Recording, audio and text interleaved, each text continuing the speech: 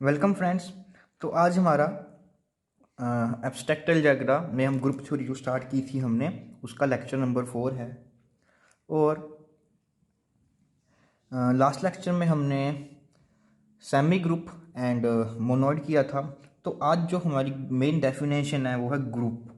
तो ग्रुप की डेफिनेशन को हम क्लियर करेंगे। तो हमने अभी तक 3 एक्सियम हमने हमारे स्ट्रक्चर में ऐड किए थे। सबसे पहला क्लोजर, फिर एसोसिएटिविटी ऐड की थी, फिर हमने आइडेंटिटी एलिमेंट ऐड किया था। अब हमने एक नया एक्सियम जो फोर्थ हमारा लास्ट एक्सियम है वो है एग्जिस्टेंस ऑफ इनवर्स, वो ऐड करेंगे। तो इसको अंडरस्टैंड करने के लिए सबसे पहले हम एक एग्जांपल लेते हैं। देखिए, हम एग्जांपल लेते हैं इंटीजर्स की अंडर एडिशन। ठीक है, तो सबसे पहला जो एक्सियम है हमारा क्लोजर प्रॉपर्टी, वो ये सेटिस्फाई करता है, एसोसिएटिविटी भी होल्ड करती है। और इसके पास हमारे पास क्या है, एक आइडेंटिटी एलिमेंट है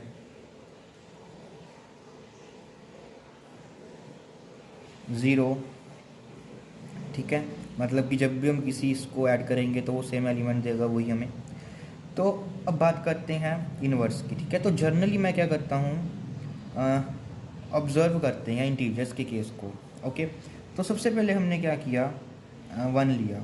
ठीक है, अब मैंने क्या करना है कि मुझे एक इसमें ऑपरेशन एडिशन का कुछ ऐसा एलिमेंट ऐड करना है कि ऐड करने के बाद मेरे पास क्या आ जाए, आइडेंटिटी एलिमेंट आ जाए।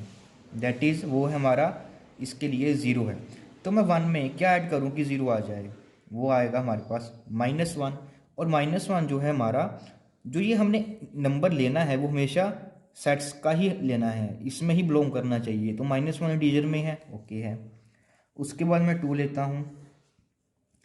अब फिर से वही कि इसके लिए भी कोई ऐसा एलिमेंट चाहिए, जब भी मैं इसमें ऐड करूँ तो वो मुझे आइडेंटिटी एलिमेंट दे दे। वो क्या आएगा, -2। ठीक है, इस तरह से अगर हम जर्नलाइज करते जाएंगे, अगर मैं कोई भी एक एलिमेंट ले लूँ, कोई भी एक एलिमेंट ले लूँ, इंटीजर ले लूँ, अब मैंने क्या करना है, उसमें एक ऐसा एलिमेंट ऐडअप करना है कि मुझको वो आइडेंटिटी एलिमेंट दे दे, मीन्स ज़ीरो दे दे। तो वो क्या होगा, -a। अगर ए जेड को बिलोंग कर रहा है तो -a भी तो जेड का ही मेंबर होगा। ठीक है, तो इसका मतलब यहाँ पर हमने क्या देखा कि हर एक, दैट इज फॉर एवरी, हर एक इंटीजर के लिए, ठीक है, हमारे पास देयर एग्जिस्ट एक -a, एक और एलिमेंट आ रहा है जेड को, सच दैट जब भी मैं इनको ऊपर ऑपरेशन अप्लाई करता हूँ तो वो क्या आ रहा है, ज़ीरो आ रहा है। मतलब कि आइडेंटिटी एलिमेंट आ रहा है हमारा ई। ठीक है, तो इसे ही बोलते हैं हम इनवर्स, इसे ही बोलते हैं हम एग्जिस्टेंस ऑफ इनवर्स। अगर हमारे पास एक ऐसा सेट पड़ा है और ऐसा ऑपरेशन डिफाइन किया है कि, अब हम जर्नल डिफाइन कर लेते हैं। देखिए जी, हमारे पास एक कोई भी एक नॉन एम्प्टी सेट है, तो हमने एक ऑपरेशन डिफाइन किया स्टार।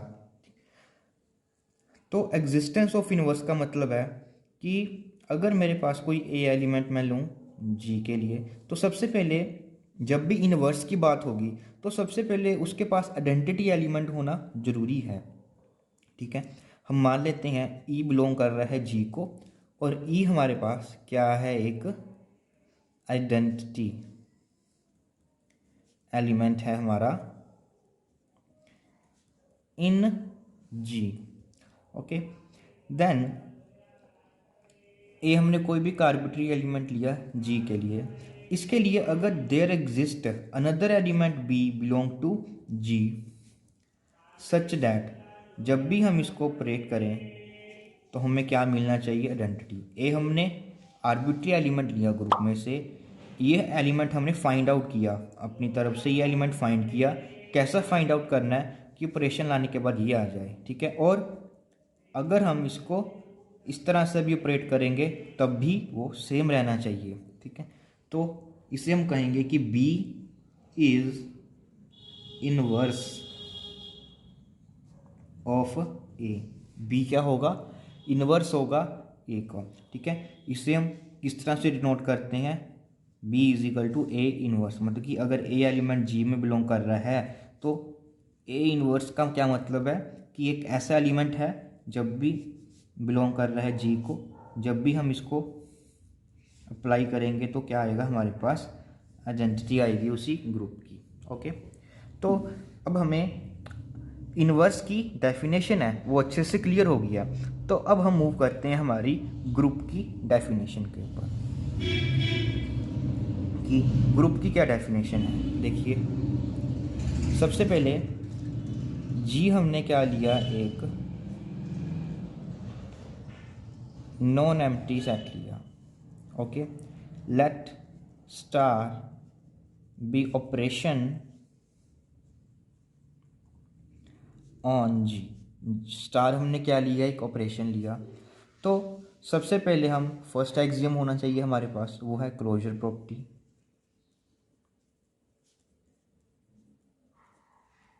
ठीक है, सबसे पहले हमने क्लोजर प्रॉपर्टी ऐड की थी तो वो बना था हमारा ग्रुपॉइड। इसमें क्या होता है कि for all elements A comma B belongs to G, A star B must belong to G. Second थी प्रॉपर्टी हमारे पास एसोसिएटिविटी। इसमें था कि A star B star C is equal to A star B for all A B C belong to G के लिए। Third होती हमारे पास एग्जिस्टेंस ऑफ आइडेंटिटी, मतलब there exist E belonging to G. एक ऐसा एलिमेंट जी के पास होना चाहिए कि जब भी मैं इसको किसी और एलिमेंट में ऑपरेट कराऊं तो वो हमें खुद यही एलिमेंट दे दे। ठीक है, अब 3 एक्सियम हमने ऐड किए, तो यहाँ तक हमने किया था कि कल हमारा क्या बनता है, मोनोइड।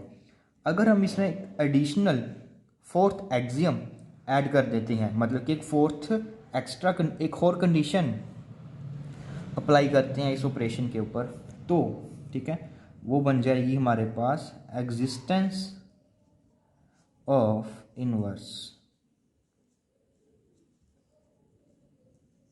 ठीक है, कंडीशन क्या है, ठीक है, एक बात और ध्यान रखना है हमने कि जब भी हम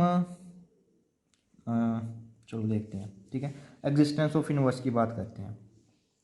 इसमें क्या है कि हमने एक कोई भी आर्बिट्ररी एलिमेंट ले लिया जी में से, इफ़ देयर एग्जिस्ट, अगर इसके लिए हमारे पास कोई एक और एलिमेंट एग्जिस्ट करता है जी के लिए, सच दैट कि जब भी हम इनको ऑपरेट करें तो हमें क्या मिलनी चाहिए, आइडेंटिटी। जो ऊपर हमारे पास एग्जिस्टेंस की थी वो आइडेंटिटी मिलनी चाहिए, एंड बी स्टार ए भी क्या होना चाहिए हमारे पास, उसकी आइडेंटिटी। ठीक है, तो हम कहेंगे कि बी इज इनवर्स ऑफ ए। ठीक है, हम डिनोट कैसे करते हैं बी को, जो इनवर्स होगा उसे हम डिनोट करते हैं ए इनवर्स। ओके, अगर कोई भी हमने एक नॉन एम्प्टी सेट लिया, उसके ऊपर स्टार ऑपरेशन अप्लाई करते हैं, अगर वो हमारी ये 4 की 4 कंडीशन को सेटिस्फाई करता है, देन वी से जो अभी हमारा एक अलजेब्रिक स्ट्रक्चर बना, ठीक है, एक ऑपरेशन जो ये 4 की 4 कंडीशन को सेटिस्फाई कर रहा है। अब आपको जो हमने फर्स्ट लेक्चर में बात बताई थी कि एक नॉन एम्प्टी सेट, उसके ऊपर हम एक ऑपरेशन डिफाइन करते हैं, अगर वो ऑपरेशन कुछ एक्सियम्स को सेटिस्फाई करता है, मतलब कि कुछ कंडीशन को सेटिस्फाई करता है जो हम डिफाइन करते हैं, ठीक है, तो सब मिलाकर हमारे पास ये क्या बन जाता है, एक अलजेब्रिक स्ट्रक्चर। और अगर ये 4 कंडीशन हम ये वाली सेटिस्फाई कराते हैं किसी ऑपरेशन से, तो उस अलजेब्रिक स्ट्रक्चर को हम क्या बोलते हैं, ग्रुप। ठीक है, तो ग्रुप के लिए एक ऑपरेशन चाहिए और हमें ये 4 की 4 प्रॉपर्टीज़ है वो सेटिस्फाई करनी चाहिए, तो हम बोलेंगे कि वो क्या बन जाएगा हमारे पास, एक ग्रुप। ठीक है, तो अब हम एग्जांपल करते हैं एक ग्रुप की, उससे आपको डेफिनेशन है जो बहुत अंडरस्टैंड जल्दी होगी। ठीक है, तो जैसे कि अब हमने बात की थी इंटीजर के केस में कि इंटीजर अंडर एडिशन, अभी अभी हमने किया था कि ये ग्रुप क्लोजर प्रॉपर्टी भी होल्ड करता है, एसोसिएटिविटी है, इसके पास आइडेंटिटी एलिमेंट कौन सा होता है, ए। और अगर मैं कोई ए एलिमेंट ले लेता हूँ तो उसका इन्वर्स क्या होगा, माइनस है, क्योंकि कटकर हमारे पास ज़ीरो आ रहा है। तो जेड अंडर एडिशन हमारे पास क्या बन गया, एक ग्रुप। ये हमने याद रखना है कि ये क्या होता है, हमारे पास एक ग्रुप बनता है। ओके, अब देखिए जो ये ऑपरेशन हम डिफाइन करते हैं इसका बहुत ज़्यादा रोल रहता है। ठीक है, अब जैसे कि मैंने ये तो लिया, अब मैं क्या करता हूँ, इंटीजर में मल्टीप्लिकेशन को डिफाइन करता हूँ ऑपरेशन। ओके, जब मैंने मल्टीप्लिकेशन को ऑपरेशन यहाँ पर डिफाइन किया तो हम देख सकते हैं कि ये क्लोजर प्रॉपर्टी भी होल्ड करेगा, मल्टीप्लिकेशन भी एसोसिएटिविटी होती है। अब आइडेंटिटी की बात करते हैं। अब यहाँ पर ऑपरेशन मल्टीप्लिकेशन है, ठीक है। आइडेंटिटी के लिए क्या चाहिए कि देखिए मैंने एक जैसे 2 लिया, ठीक है, 2 को मैं किस एलिमेंट से मल्टीप्लाई करूँ कि वो सेम रहे, ठीक है, 1। मतलब कि 1 एक ऐसा एलिमेंट है जब भी मैं किसी इंटीजर के साथ मल्टीप्लाई करूँगा तो मुझे वो खुद वही इंटीजर दे देगा, ठीक है। तो इसका मतलब अगर z में हमारा एडिशन का ऑपरेशन है तो उसकी आइडेंटिटी कौन सी रहती है, ज़ीरो। ये ध्यान से समझने वाली बात है कि अगर हम एडिशन का ऑपरेशन डिफाइन करते हैं तो उसकी आइडेंटिटी क्या होगी, ज़ीरो। बट अगर हम मल्टीप्लिकेशन डिफाइन कर रहे हैं तो अंडर मल्टीप्लिकेशन अब उसका जो आइडेंटिटी एलिमेंट है वो चेंज हो गया। ये देखिए ऑपरेशन के साथ ही हमारा आइडेंटिटी एलिमेंट है वो भी चेंज हो गया। अब इसकी आइडेंटिटी क्या बन रही है हमारे पास, 1। ओके, तो आइडेंटिटी तो हमारे पास ये 1 बन गई। अब हम फाइंड करते हैं, कोशिश करते हैं एक इनवर्स फाइंड करने की, ठीक है। अब देखिए जब मैं 1 है तो इसका इनवर्स क्या होगा, खुद 1 ही होगा, क्योंकि 1 को मैंने कोई एलिमेंट से मल्टीप्लाई करना है कि मुझे फिर से आइडेंटिटी मिल जाए, 1 आ गया। अब मैं बात करता 2 की, 2 को मैंने एक ऐसे एलिमेंट से मल्टीप्लाई करना है कि मुझे आइडेंटिटी मिले। आइडेंटिटी क्या है इस केस में हमारी, 1। तो इन जनरल में हम कह सकते हैं कि यहाँ पर अगर हम एलिमेंट 1/2 ले लें तो 1 आ जाएगा। बट एक बात देखने वाली है, जो ये 1/2 आएगा हमारा, ठीक है, वो इंटीजर नहीं है, वो z को बिलोंग नहीं कर रहा। तो इसका मतलब यहाँ पर हम क्या लिखेंगे कि 2 हैज़ नो इनवर्स, ठीक है। मल्टीप्लिकेशन के अंदर 2 का इन्वर्स नहीं है। बट अगर हम एडिशन की बात करते हैं तो एडिशन के लिए हम यहाँ पर एडिशन कर कर ऐसा एलिमेंट चाहिए कि 0 आ जाए, वो आएगा हमारे पास -2। बट यहाँ पर मल्टीप्लाई करने के बाद हमें क्या चाहिए, 1। तो यहाँ पर इसका इन्वर्स नहीं एग्जिस्ट करेगा। तो इसका मतलब जो z हमारे पास स्टार एलिमेंट है वो मोनोइड तो है बट ग्रुप नहीं है। ओके, तो ये हमारे पास एक काउंटर एग्जांपल हो गई, ठीक है, कि एक ऐसा अलजेब्रिक स्ट्रक्चर बताएं वो मोनोइड तो हो बट वो ग्रुप ना हो, ठीक है। तो इन शॉर्ट में हम ये कह सकते हैं कि अगर हम कोई भी एक ग्रुप लेते हैं तो वो ऑलवेज हमारे पास क्या होगा, एक मोनोइड होगा। अगर हम मोनोइड होगा तो वो हमारे पास में ऑलवेज एक सेमी ग्रुप होगा। अगर वो सेमी ग्रुप होगा तो वो ऑलवेज एक हमारे पास ग्रुपॉइड होगा, ठीक है। और इसके साथ साथ में हमने काउंटर एग्जांपल भी की थी कि जैसे अगर कोई ऐसी एग्जांपल बताइए कि जो ग्रुपॉइड हो बट वो सेमी ग्रुप ना हो, सेमी ग्रुप हो बट मोनोइड ना हो, मोनोइड हो बट वो ग्रुप ना हो। ओके, जैसे कि हमने सेट ऑफ नेचुरल नंबर लिए थे, यहाँ पर हमने एडिशन का ऑपरेशन डिफाइन किया था, ये ग्रुपॉइड है, ठीक है, ये ग्रुपॉइड है बट ये सेमी ग्रुप, सॉरी यहाँ पर सब्ट्रैक्शन का ऑपरेशन लीजिए, एडिशन का नहीं सब्ट्रैक्शन का, ये ग्रुपॉइड है बट ये हमारे पास एक सेमी ग्रुप नहीं है, क्योंकि सब्ट्रैक्शन में एसोसिएटिविटी हमारी होल्ड नहीं करती। उसके बाद एग्जांपल थी हमारे पास कि एक ऐसी एग्जांपल दीजिए कि वो सेमी ग्रुप तो हो बट वो मोनोइड ना हो, मतलब कि एसोसिएटिविटी तो होल्ड करती हो बट उसमें जो है हमारे पास आइडेंटिटी एलिमेंट ना हो। तो हम ले लेते हैं नेचुरल नंबर अंडर एडिशन, ये हमारे पास सेमी ग्रुप है, ठीक है, बट ये मोनोइड नहीं है क्योंकि इसके पास आइडेंटिटी एलिमेंट नहीं है। ओके, तो ये इसकी काउंटर एग्जांपल बन गई। अब ऐसी एग्जांपल दीजिए जो मोनोइड तो हो बट वो ग्रुप ना हो।